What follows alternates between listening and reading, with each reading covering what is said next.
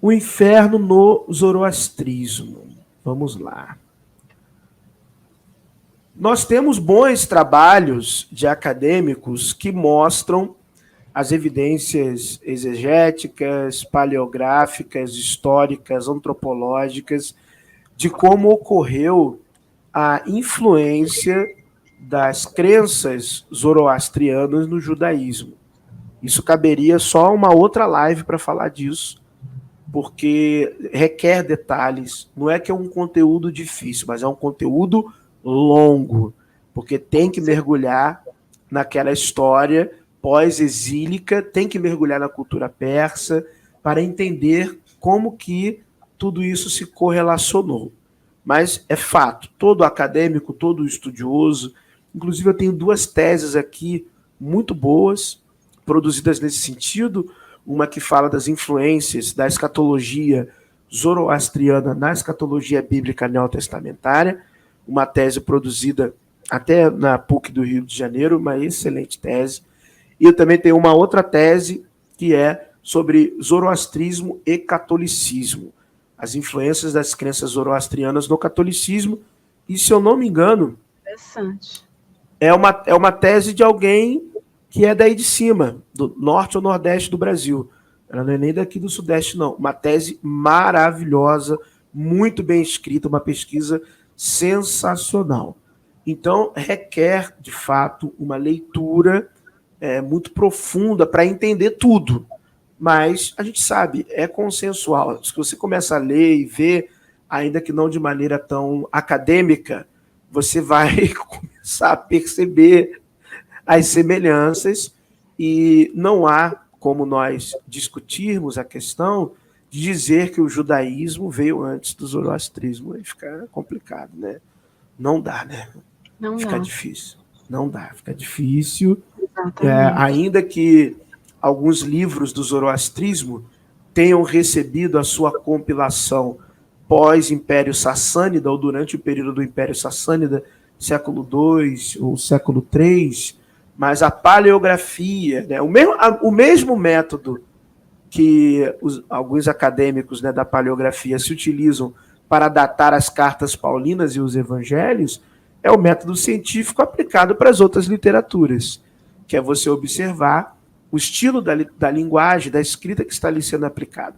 Os termos aplicados nessa literatura de maneira uniforme correspondem a regras gramaticais, expressões de linguagem, construções fraseológicas de que época? Então você pega, por exemplo, a gente não tem material de papiro dos evangelhos ou das cartas paulinas do século I. A gente não tem. A gente sabe que uma das primeiras cartas ou livros do Novo Testamento é a primeira epístola a Tessalonicenses por causa da paleografia. Porque as pessoas que analisam a linguagem do grego koiné daquela carta ali, elas chegam a um consenso de que aquele estilo literário é do século I. É justamente ali, daquela janela entre 50 e 70 da Era Comum.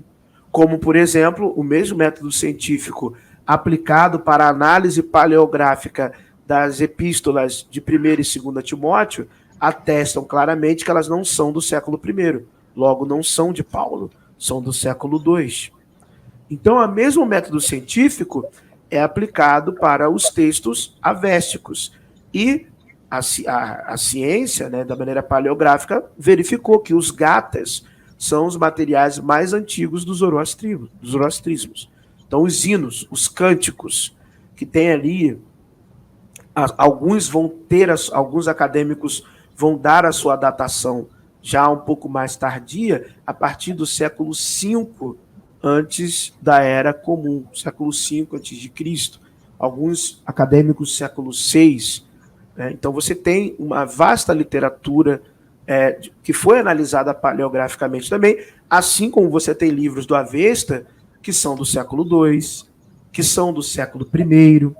Você tem livros do Avesta, como por exemplo o Denkard, que é uma redação tardia. Você tem compilações de outros textos avésticos que geraram livros do Avesta, que são, por exemplo, do século X da Era Comum.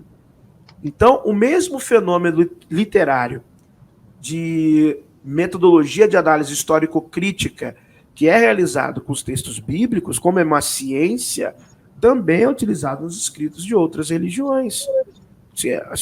Algumas pessoas não sabem, até que antes dos achados dos manuscritos do Mar Morto, o nosso texto mais antigo, hebraico, era até então o chamado Códice de Leningrado, texto massorético, que são textos ali entre os séculos 6 e 10 depois de Cristo. Então, a literatura cristã, chamada também de Bíblia Hebraica, o Antigo Testamento, se não fossem os manuscritos de Corã, os manuscritos do Mar Morto, o que ali foi encontrado, nós não estaríamos podendo dizer honestamente que temos textos antigos. Eram textos tardios. Hoje conseguimos ver, através dos exegetas, que até os maçoretas fizeram modificações, edições do texto, arranjos no texto. Os maçoretas não eram pessoas tão legaizinhas assim e fiéis à literatura do Deus Javé. Eles também influenciaram a sua tradução como bem lhe convinha, ou no entendimento que eles tinham. Então, sim, por que eu estou dizendo isso? Para dizer que sim, o zoroastrismo tem um conjunto de textos que é antes de Cristo e tem um conjunto de textos que é depois de Cristo. Mas nós temos, por exemplo, questões históricas e arqueológicas do zoroastrismo. Nós temos Plutarco, temos outros autores, até o Plutarco se utiliza de Teopompo, temos outros autores, até dentro da própria Pérsia, que fizeram registros das crenças zoroastrianas. Então a gente tem, quem quiser se especializar, tem a enciclopédia irânica, né, que ali tem tudo que você possa imaginar sobre o zoroastrismo, os melhores acadêmicos do mundo, e por aí vai. Então, porque não é muito divulgado no Brasil o zoroastrismo, né? Mas o zoroastrismo tem uma vasta arqueologia, vasta. A gente só desconhece. Inscrições, painéis, a gente só desconhece. Mas ela existe, tem, tá? Então vamos lá.